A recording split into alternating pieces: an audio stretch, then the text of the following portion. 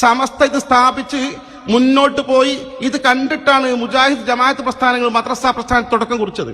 അസ്സലാമു അലൈക്കും വറഹ്മത്തുള്ളാഹി വബറകാതുഹു. ബിസ്മില്ലാഹിൽ അൽഹംദുലില്ലാഹി അല്ലാഹുമ്മ സ്വല്ലി അലാ മുഹമ്മദിൻ വഅലാ ആലി മുഹമ്മദ്. പ്രിയമുള്ള വിശ്വാസികളെ, സഹോദരങ്ങളെ, നമ്മുടെ സമൂഹത്തിൽ മതമേലാളന്മാരായി നടക്കുന്ന ഭൂരിപക്ഷം അവകാശപ്പെടുന്ന മുസ്ലിയാക്കന്മാർ തമാശ കലർന്ന അല്ലെങ്കിൽ തമാശ ഉണ്ടാകുന്നതായ ഒരുപാട് അവകാശവാദങ്ങൾ പറയാറുണ്ട്. ആ വാദങ്ങൾ കേൾക്കുമ്പോൾ തന്നെ ചിരി വരുന്ന രൂപത്തിലായിരിക്കും അവർ സമൂഹത്തിൽ ഇടപെടുക.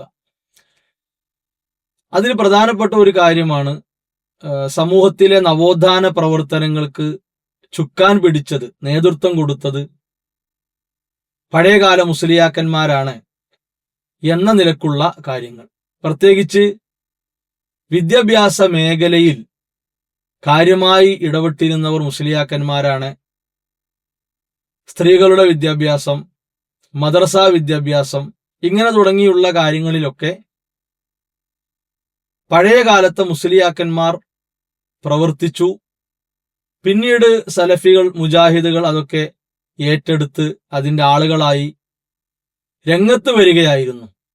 ഇത് പ്രഭാഷണങ്ങളിലൂടെയും എഴുത്തുകളിലൂടെയും ഒക്കെ വ്യാപകമായി അവർ പ്രചരിപ്പിക്കാറുണ്ട്.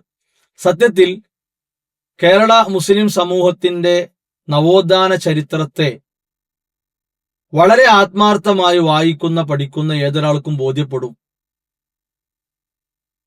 കേരള ജംഇയ്യത്തുൽ ഉലമ എന്ന് പറയുന്ന 1924 രൂപീകരിക്കപ്പെട്ട പണ്ഡിത സഭ, ആ സഭയുടെ കീഴിൽ നവോത്ഥാന പ്രവർത്തനങ്ങൾ ചടുലമായി, വളരെ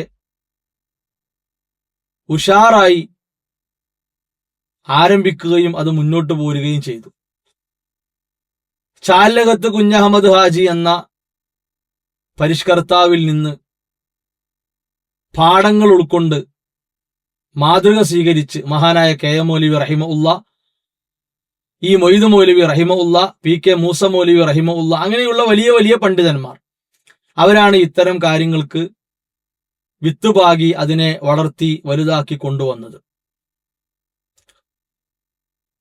അതിൽ നിന്ന് വഴുതിപ്പോയവർ, മറ്റു പല ആശയങ്ങളുമായി സമൂഹത്തിലേക്ക് ഇറങ്ങിയവർ, ഞങ്ങൾക്കാണ് അതിന്റെ അവകാശം, ഒരുപാട് മദ്രസകൾ ഞങ്ങൾക്കാണ് ഉള്ളത്, അതിന്റെ എണ്ണമൊക്കെ പറഞ്ഞ് വലിയ വായയിൽ സംസാരിക്കുന്നത് കാണാൻ സാധിക്കും. ആ നിലക്കുള്ള ഒരു സംസാരം നമ്മൾ ഒന്ന് കേൾക്കുക. നിങ്ങൾക്കറിയാം, മതരംഗത്ത് ഞാൻ പറയേണ്ട ആവശ്യമില്ല, 11,000-ൽ പരം പ്രാഥമിക മതപാഠശാലകൾ, മദ്രസകൾ സ്ഥാപിച്ചു. സമസ്ത ഇത് സ്ഥാപിച്ച് മുന്നോട്ട് പോയി. ഇത് കണ്ടിട്ടാണ് മുജാഹിദ് ജമാഅത്ത് പ്രസ്ഥാനങ്ങൾ മദ്രസ പ്രസ്ഥാനം തുടക്കം കുറിച്ചത്. സമസ്തയുടെ സമുന്നതരായ പണ്ഡിതന്മാർ ഈ വിഷയത്തിൽ വളരെ ജാഗരൂകരായിരുന്നു. ഇവിടെ എന്തുമാത്രം വലിയ അവകാശപ്പെടലാണ്. അവർ മദ്രസകളൊക്കെ തുടങ്ങി വെച്ചു, അതിലേക്ക് മുജാഹിദുകളൊക്കെ കയറി വന്നു എന്ന നിലക്കാണ്. അതാണ് തുടക്കത്തിൽ ഈ ഉള്ളവൻ സൂചിപ്പിച്ചത്. വലിയ തമാശയായി നമ്മൾ പിന്നെ കേൾക്കേണ്ടി വരുന്ന ഒരു കാര്യമാണിത്. സമസ്ത എന്ന് പറഞ്ഞാൽ അത് പള്ളി ദർസുകൾ കേന്ദ്രമാക്കി അങ്ങനെ പോന്നിരുന്ന ഒരു സംഗതിയാണ്. ആ പള്ളി ദർസുകളെ മദ്രസ രൂപത്തിലേക്ക് മാറ്റണം എന്ന ഒരാലോചന അവർ കൊണ്ടുവരുന്നത്, അതുമായി ബന്ധപ്പെട്ട ചർച്ചകളും പ്രമേയങ്ങളും ഒക്കെ ഉണ്ടാകുന്ന 1950കളിലാണ്. അവരുടെ വടകര പോലെയുള്ള സമ്മേളനങ്ങളിൽ അതുമായി ബന്ധപ്പെട്ട ചർച്ചകൾ വാളക്കുളത്ത് വെച്ചൊക്കെ നടത്തി അങ്ങനെ പ്രമേയമൊക്കെ പാസ്സാക്കിയിട്ടാണ് കൊണ്ടുവരുന്നത്. അതിന്റെ മുമ്പ് ഓത്തുപള്ളികളാണ്. മദ്രസ എന്ന ചിട്ടയായ ഒരു സംവിധാനം അവർക്കുണ്ടായിരുന്നില്ല. അതിനെ മറച്ചു വെക്കാൻ മദ്രസകളുടെ എണ്ണങ്ങളൊക്കെ പറഞ്ഞിട്ട് വലിയ കാര്യവുമായി സമൂഹത്തിലൂടെ ഓടുകയാണ്. ഈ വസ്തുതയെ നമ്മൾ വിസ്മരിക്കാൻ പാടില്ല. നവോത്ഥാന ചരിത്ര വസ്തുതകളെ വക്രീകരിച്ച് വളച്ചൊടിച്ച് വശത്താക്കുക എന്ന പുരോഹിതന്മാരുടെ കുതന്ത്രം നമ്മൾ തിരിച്ചറിയണം. ഇത് ഒരു വാശി തീർക്കാനല്ല. എന്തിനാണ് സത്യത്തെ മണ്ണിട്ട് മൂടി അസത്യങ്ങളെ പുറത്തു കൊണ്ടുവരുന്നത്? അതിന്റെ ആവശ്യമില്ലല്ലോ.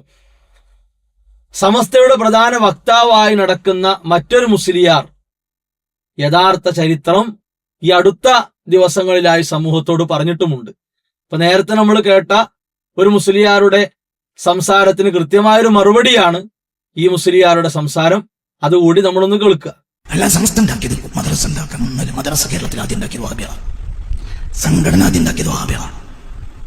എല്ലാം ആദ്യം ഉണ്ടാക്കിയത് വഹാബികളാണ്. നമ്മളാണ് ഉണ്ടാക്കിയതൊക്കെ വെറുതെ. ഇപ്പൊ നമ്മൾ SKSF കുട്ടികളൊക്കെ ഇങ്ങനെ സ്റ്റേജിൽ കയറി നോണ പറയും. അതൊക്കെ നോണയാണ്. വഹാബികളാണ് ഖുർആൻ ക്ലാസ് ആദ്യം ഉണ്ടാക്കിയത്. മനുഷ്യന്മാര് വഹാബികളാണ്. പിന്നെന്തിനാ നമ്മൾ മെനക്കെട്ടു? അവരിലെ കാളുകൾ ഇടിച്ചു കയറുന്നത് കണ്ടപ്പോൾ ഇതിനെ തടയാൻ ബാക്ക് ഭാഗത്ത് പോയിട്ടോ അവിടെയുണ്ട്. ഇതിനു വേണ്ടി നമ്മൾ ഉണ്ടാക്കിയത്.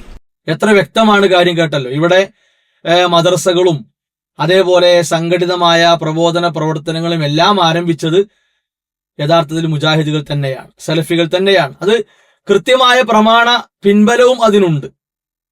വിശുദ്ധ ഖുർആൻ നമ്മളെ പഠിപ്പിച്ച നിർദ്ദേശങ്ങൾ പ്രകാരം ആ കാര്യങ്ങൾക്ക് പണ്ഡിതന്മാർ നേതൃത്വം കൊടുത്തു. അതിന്റെ ഓരോ തലങ്ങൾ അവർ കൈകാര്യം ചെയ്തു. അള്ളാന്റെ ദീന് പഠിപ്പിക്കാൻ, അത് പ്രചരിപ്പിക്കാനുള്ള വലിയ മാധ്യമങ്ങൾ, അതാണ് മദ്രസകൾ എന്നത്. അതിന്റെ കൃത്യമായ തുടക്കവും വ്യവസ്ഥാപിതമായ അതിന്റെ മുന്നോട്ടുള്ള പോക്കും വളരെ കണിശതയോടെ കൊണ്ടുവന്ന പ്രസ്ഥാനമാണ് സലഫികൾ, അതുപോലെ മുജാഹിദുകൾ.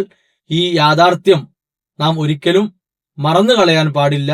വസ്തുത ഉൾക്കൊള്ളുക. അള്ളാഹു അതിനുള്ള സൗഭാഗ്യം നമുക്ക് പ്രദാനം ചെയ്യുമാറാകട്ടെ.